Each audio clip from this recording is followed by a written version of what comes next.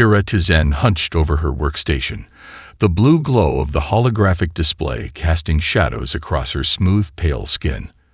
Unlike the vibrant, swirling patterns that adorned other Syrixians, her epidermis remained stubbornly monochrome, a genetic flaw that had defined her existence since hatching. Specimen analysis complete, the lab computer announced. Results conformed to predicted models at 99.3% accuracy. A slight smile crossed Kira's face. Her theory on cross-species adaptation was proving correct yet again, but she knew better than to show excitement. The last time she presented groundbreaking findings, senior researcher Vexlor had simply claimed them as extensions of his own work. The laboratory doors hissed open behind her. Kira quickly minimized her display and pretended to organize sample containers. Tizen, why aren't the Arcturus samples cataloged yet? Chief Scientist Mriven's voice carried the familiar tone of disdain he reserved specially for her. I was just finishing the preliminary analysis, sir, she replied without turning. The results indicate significant potential for. I didn't ask for your analysis. Mriven cut her off. Your job is to collect and catalog. Leave the thinking to qualified researchers. Kira bit her tongue.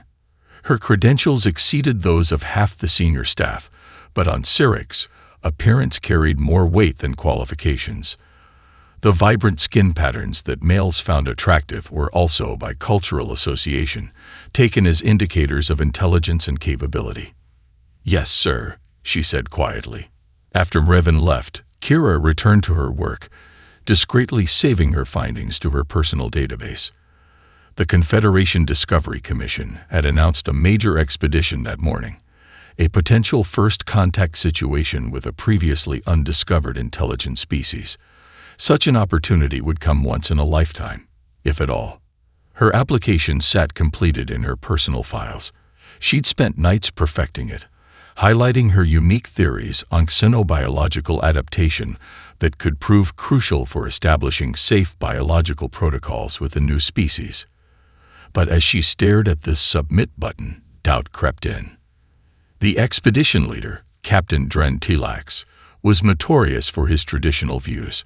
Rumor had it he'd never appointed a female to any significant research position, let alone one with Kira's deficiencies. A notification chime interrupted her thoughts. The lab-wide announcement confirmed her fears. All senior research positions for the Earth expedition have been filled.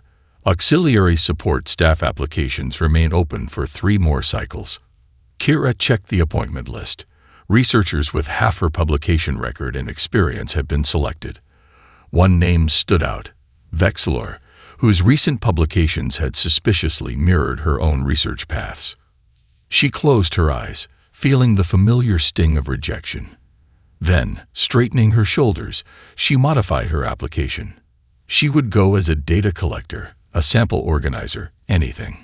Being on that mission, even in the shadows, might be her only chance to prove her theories correct. Application for junior technical support submitted, the computer confirmed. Kira gathered her personal research materials. If she couldn't join the team through the front door, she would find another way to contribute. The universe had denied her recognition her entire life, but she refused to be denied this opportunity. Something told her this mission to Earth would be different. It had to be. The expedition vessel Stellar Envoy dropped out of hyperspace with a shudder that sent Kira's sample containers sliding across her workstation. From her small porthole in the lower research deck, she caught her first glimpse of Earth, a swirling blue-green marble against the black void, far more vibrant than the reports had indicated. All technical staff remain at stations. Captain Tilax's voice boomed through the ship's communication system.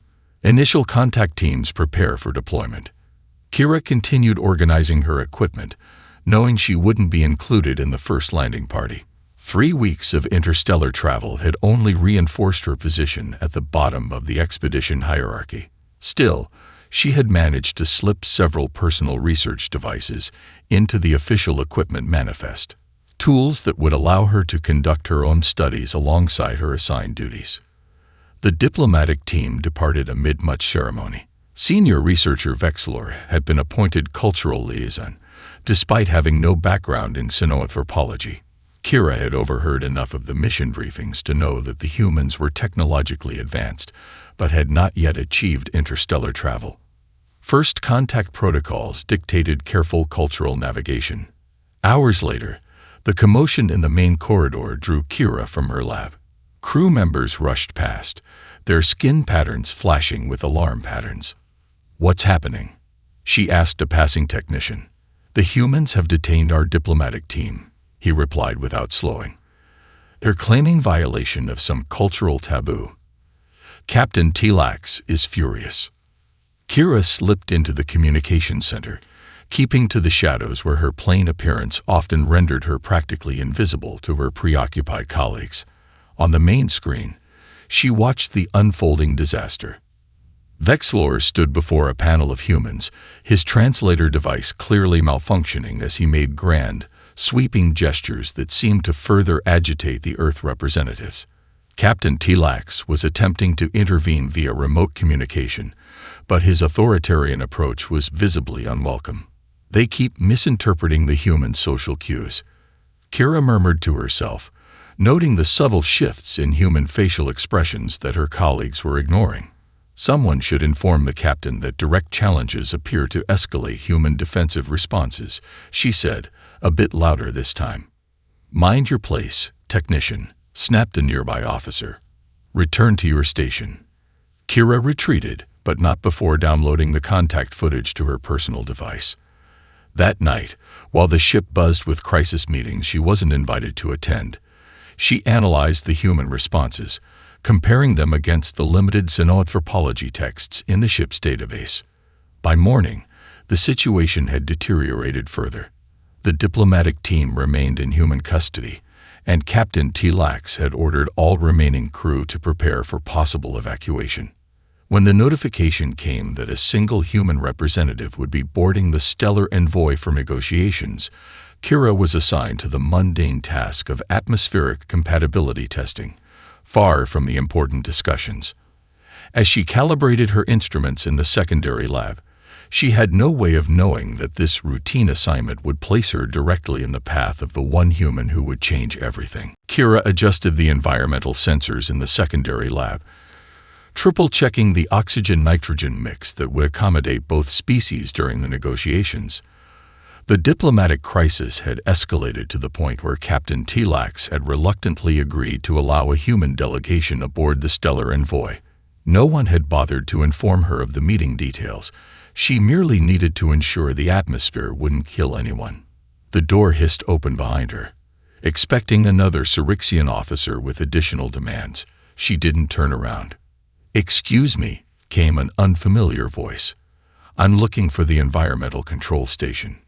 Kira spun around, nearly dropping her calibration tool. A human male stood in the doorway, shorter than a Syrixian, but solidly built, with dark hair and eyes that tracked her movements with unexpected intensity. "You're not supposed to be here," she stammered, unconsciously shifting her posture to appear smaller, a defensive habit formed from years of unwanted attention. "The diplomatic reception is in the main conference chamber." The human smiled, revealing blunt teeth that should have seemed threatening but somehow didn't. "Dr. Marcus Chen, xenoanthropologist. I got tired of listening to your captain refusing to acknowledge cultural differences, so I decided to explore. Hope that's not a capital offense." Kira blinked in surprise. "You're allowed to leave the designated areas." "I doubt it," he replied with a casual shrug that no Syrixian would ever employ in a formal situation. "But your security detail seemed more interested in looking important than actually stopping me." Despite herself, Kira felt a smile tug at her lips. They tend to overlook things they don't perceive as threats. "Like you." His question was direct, his gaze unflinching. Kira froze. No one ever saw through her strategic invisibility so quickly. "I'm just a technician." With 3 advanced calibration tools that require senior research certification to operate, he noted, nodding toward her workstation. "And you're analyzing atmospheric composition at a molecular level that exceeds standard safety protocols by at least 2 orders of magnitude." Heat rose to Kira's face. How could you possibly know that? I read the equipment manuals on the flight up. Fascinating technology. His eyes crinkled at the corners. So, what are you really researching while everyone's distracted by the diplomatic mess? Instead of feeling threatened by his perception, Kira felt a strange urge to trust this human. Cross-species biological adaptation mechanisms. I have a theory that certain genetic markers predict compatibility between different planetary species. She waited for the dismissive look, the polite nod before changing the subject.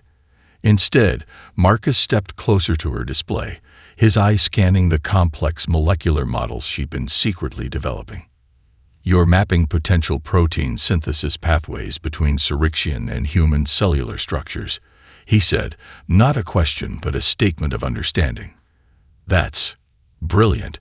We've been trying similar research, but you're approaching it from a fundamentally different angle.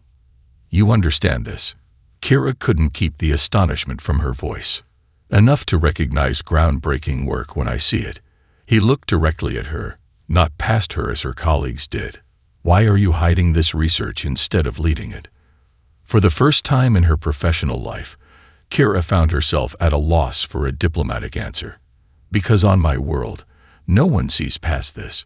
She gestured to her plain skin. To see this, she pointed to her work. Their loss, Marcus said simply.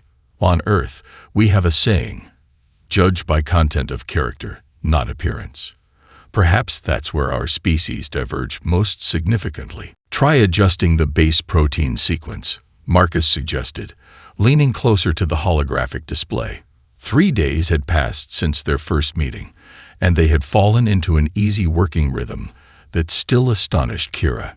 They were hidden away in an unused storage bay Kira had converted into a makeshift laboratory. With most of the crew focused on the diplomatic crisis, no one noticed her repurposing equipment during her off-duty hours, or perhaps as usual, no one noticed her at all. If we modify this amino chain here, she said, manipulating the floating molecular structure with practiced gestures, the compatibility increases by 27%. Marcus whistled low. That would make cross-species medical treatments actually viable. Do you realize what this means? A footnote in someone else's research paper. Kira replied automatically, then flushed. Sorry. Old habits. He shook his head. That's not how this works. Not with me. The earnestness in his voice made her pause. Throughout her career, she'd been taught to make herself useful but invisible, to contribute without expecting recognition. Yet Marcus insisted on acknowledging her work, on treating her as an equal, more than equal when it came to her expertise in cynobiology.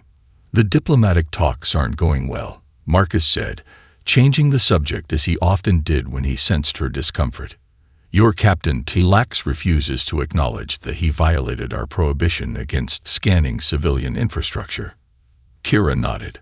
Syrixian protocol considers all technological assessments standard procedure. He wouldn't understand why humans would find it threatening. And that's exactly why we need perspectives like yours, Marcus said. You bridge the understanding gap. You see what others miss. A chime from the ship's communication system interrupted them. All research personnel report to the main laboratory immediately, came Captain Tulax's voice, tighter than usual. Emergency protocols in effect. Kira quickly saved their work to her secure personal drive. I have to go. He'll notice if I'm missing. Will you get in trouble for helping me? Marcus asked, concern evident in his expression. Only if they know, she replied. And they never pay enough attention to know what I'm actually doing. As she turned to leave, he caught her wrist gently. The touch, the first physical contact between them, sent an unexpected warmth through her. I'm paying attention, he said quietly. The main laboratory was chaos when she arrived. Captain Tlax stalked between workstations, his skin flashing warning patterns. The humans are demanding medical compatibility assurances before releasing our diplomatic team, he announced. They claim our biological scans were insufficient and potentially dangerous. Researcher Vexlor stepped forward. We followed standard protocols. Their concerns are baseless. Their concerns, Kira found herself saying, are actually valid. The room fell silent. All eyes turned to her, most registering surprise that she was even present. Standard biological assessment doesn't account for Earth's unique protein structures, she continued, heart pounding but voice steady. Our usual compatibility models would miss critical interaction factors. And how would you know this, technician? Captain Tlax demanded. Kira straightened her shoulders. For once, she had something they needed, knowledge they couldn't dismiss. Because I've been studying it. And I might have a solution that could satisfy human safety requirements. She felt a momentary surge of satisfaction at their stunned expressions. For the first time in her career, they were actually listening to her.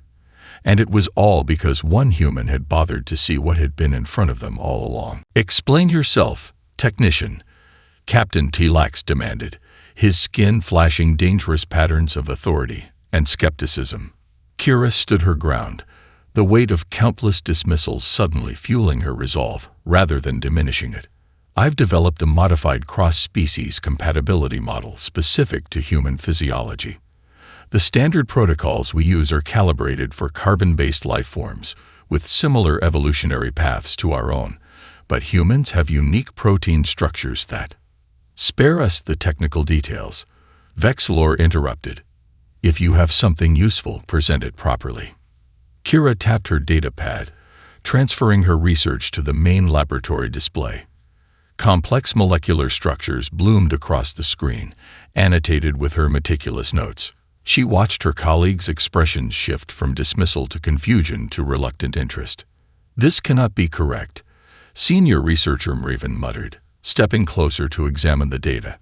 These adaptation pathways would require a completely novel approach to xenobiological interaction. Yes, Kira agreed simply. They do. Captain Tlax's eyes narrowed. How long have you been conducting this unauthorized research? Since before we left Serix, she admitted. I submitted papers on these theories 3 times to the Science Academy. They were not considered worthy of review. A communicator chimed. One of the junior officers answered, then approached the captain. Sir, the human delegation is requesting a meeting. Their lead scientist wishes to discuss recent biological compatibility findings. All eyes turned to Kira again. The captain's skin displayed a complex pattern she recognized as suspicion mingled with desperation. Very well, he said finally. Tizen, you will present your findings under my supervision. But understand this. If your theories prove false, the consequences will be severe. 20 minutes later, Kira found herself in the main conference chamber, facing not only the Syrixian leadership but also a small human delegation. Marcus stood among them, his expression carefully neutral, though she caught the slight nod he gave her. We understand you've been developing a biological compatibility model, said an older human female at the center of their group. Dr. Chen has briefed us on the potential implications. Captain Tlax stepped forward. My research team has indeed made progress in this area. Technician Tizen will present our preliminary findings. Kira caught the appropriation of her work, my research team, but focused on the task at hand. She activated the holographic display and began her presentation, explaining the unique adaptation pathways she had discovered. As she spoke, she noticed something extraordinary. The humans were watching her with undivided attention, asking insightful questions, building on her theories with their own observations. They treated her as an equal, a respected scientist, without any consideration of her appearance. The most remarkable aspect, she continued, gaining confidence, is that my genetic variation actually provides an advantage in this research. The protein synthesis pathways in my cellular structure exhibit flexibility not present in standard Syrixian physiology. You're saying your supposed defect is actually an evolutionary advantage? Marcus asked, the question clearly deliberate. Yes, Kira answered, understanding his strategy.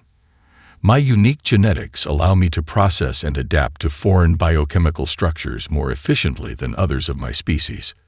She could feel Captain Tlax's rising discomfort beside her, but the enthusiasm from the human scientists was unmistakable. "This is groundbreaking," the human leader stated.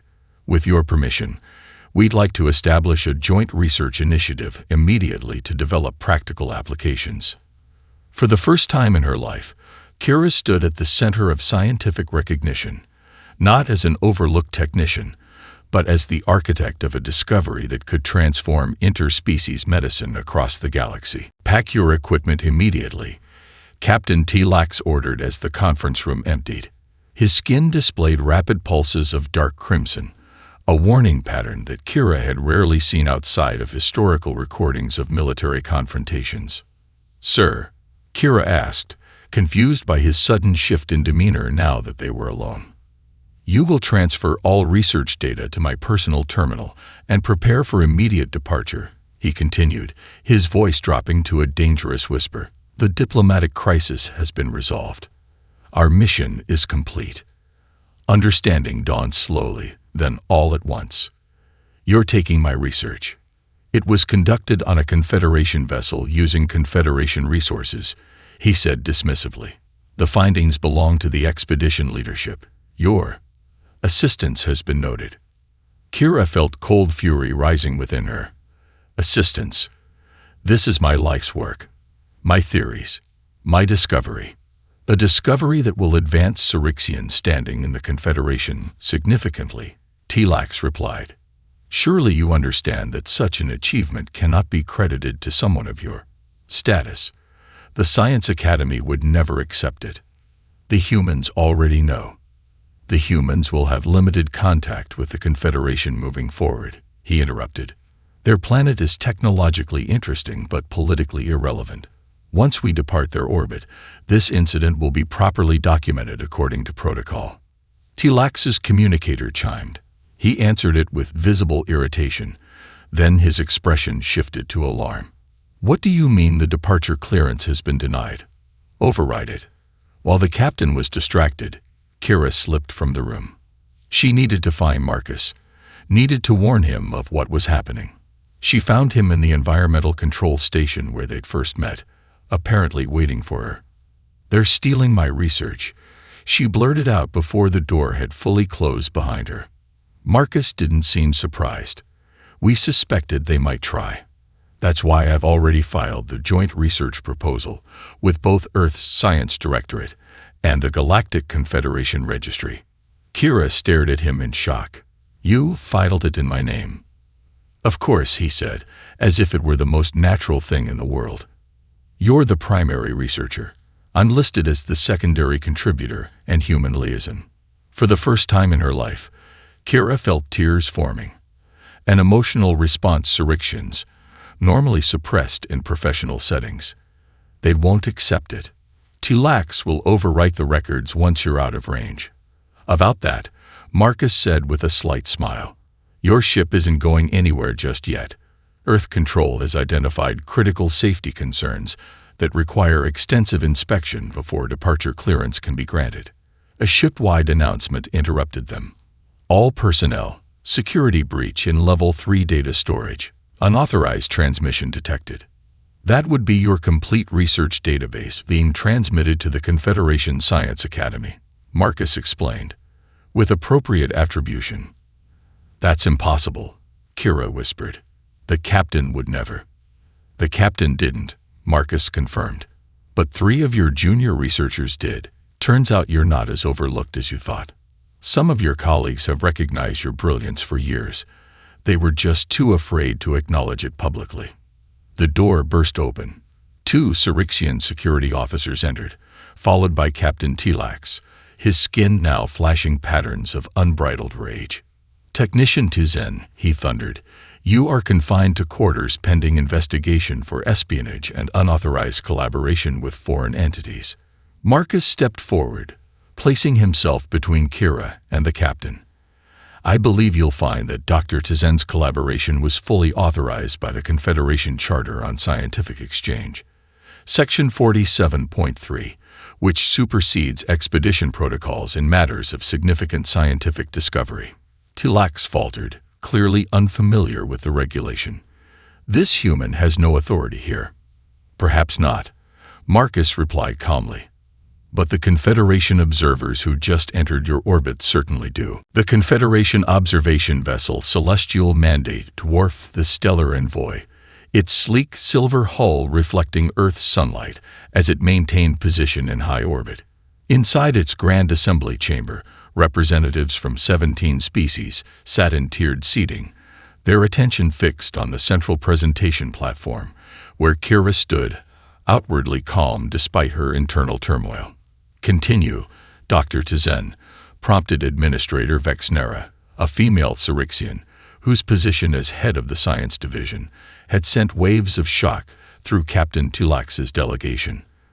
Unlike most Syrixian officials Kira had encountered, Vexnera had been appointed by the Multi-Species Confederation Council rather than rising through the traditionally male-dominated Syrixian hierarchy. "As you can see from these molecular models," Kira continued, her voice growing stronger with each word, "the adaptive pathways function consistently across 7 tested species, with an efficacy rate of 93%. Human cellular structures showed particular receptivity, which is why I focused my research in this direction." She glanced briefly at Marcus, who sat among the Earth representatives. His encouraging nod steadied her as she advanced to the most controversial aspect of her findings. Most significantly, the genetic variation that enables this breakthrough is one that has been systematically devalued in Syrixian society. The absence of conventional skin patterning correlates directly with enhanced cellular adaptation capabilities. Murmurs rippled through the assembly. Several non-Syrixian representatives leaned forward with increased interest. "You are suggesting," said a Melnarian observer whose translucent skin revealed pulsing neural pathways, "that your society has been selecting against a trait with substantial scientific value because it doesn't align with aesthetic preferences." Captain Tlax rose from his seat, skin flashing with indignation. "This technician exaggerates the implications. Her condition is a rare anomaly, not a suppressed evolutionary path." "Actually," interjected a young Syrixian researcher named Kelta, one of the 3 who had helped transmit Kira's research, "historical records indicate the trait appeared in approximately 15% of the population before the implementation of genetic standardization 3 centuries ago." Shocked silence followed this revelation. Administrator Vexnera's expression remained neutral, but her skin displayed subtle patterns that Kira recognized as thoughtful consideration. "The Confederation Science Division will require comprehensive analysis of these claims. If verified, the implications extend beyond medical applications to questions of biodiversity preservation across member species." She turned to address the entire assembly. "Given the potential significance of these findings, I propose the establishment of a dedicated research initiative to explore cross-species medical applications, with Dr. Tizen as principal investigator." Captain Tlax's protest died on his lips as representatives from 12 species immediately signaled agreement. Furthermore, Vexnera continued, "In recognition of humanity's contribution to this discovery, Earth will be offered accelerated consideration for Confederation membership, with Dr. Marcus Chen recommended as their first ambassador." The pronouncement sent a jolt through Kira's system that had nothing to do with professional recognition. She sought Marcus's gaze across the chamber and found him already looking at her, his expression mirroring her own conflicted emotions. The vindication she had sought throughout her career had finally arrived, but it came with the prospect of separation from the one person who had truly seen her worth. As the assembly concluded, Kira found herself surrounded by scientists from various species, all eager to discuss collaboration possibilities. For the first time, she was being sought out for her expertise rather than avoided for her appearance.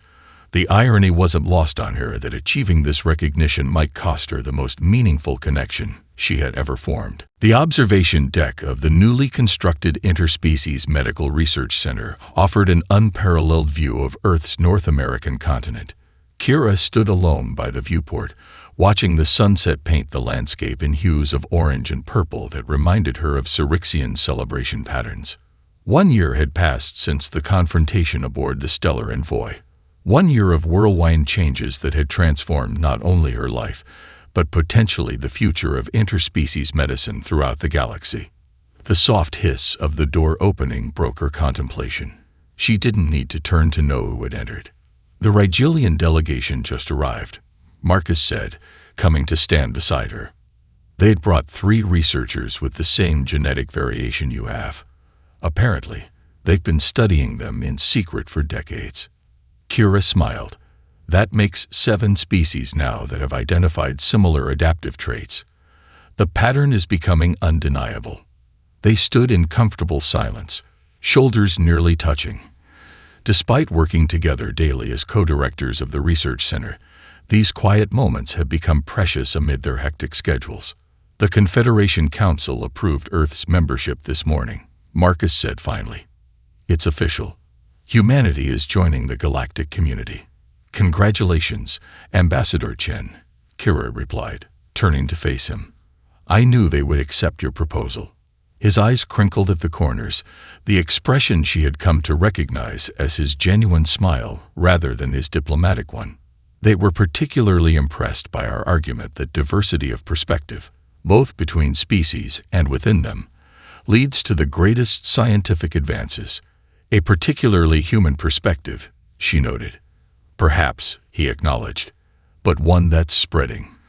Did you see the latest report from Cyrix?